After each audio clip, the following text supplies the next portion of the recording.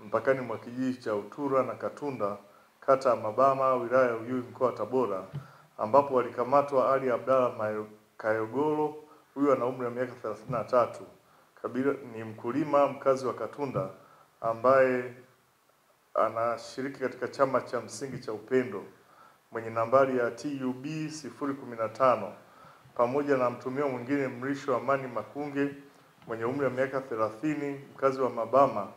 Hawa walikamatwa wakiwa na tumbaku kilo 193 inakadiriwa kuwa na thamani ya shilingi milioni 1,069,586 na senti 7, ambazo walikuwa wamezibeba kwenye pikipiki mbili zenye nambari za MC 449 DZY pamoja na MC 171 DXY, zote aina ya San LG.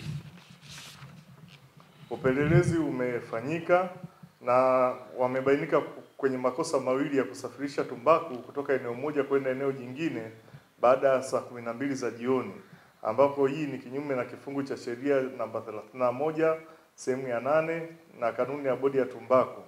Katika kosa hili watumiwa wamekiri kusafirisha tumbaku wakitoa nyumbani kwa mtumiwa Ali Abdalla huko katika kijiji cha Katunda kwa lengo la kuipeleka nyumbani kwa Mrisho Amani Makungu huko katika kijiji cha Mabama, na kosa hili walikamatwa majira ya saa 6:30 wakiwa njiani kabla hawajafika walipokuwa wanaenda.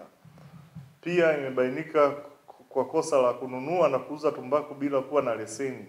Kosa hili ni kinyume na kifungu cha 11 cha sheria ya tumbaku, na kwa kosa hili Mrisho Amani Makungu alinunua tumbaku kwa Ali Abdalla bila kuwa na leseni.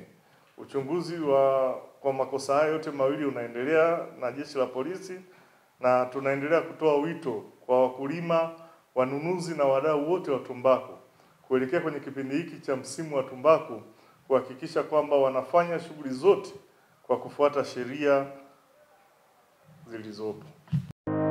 Ili kuwa mwanafamilia bora wa Global TV, usisahau kusubscribe, like, kushare na kucomment. Baada ya kusubscribe, bonyeza alama ya kengele ili kupata taarifa kwa kila video inayopanda Global TV Online.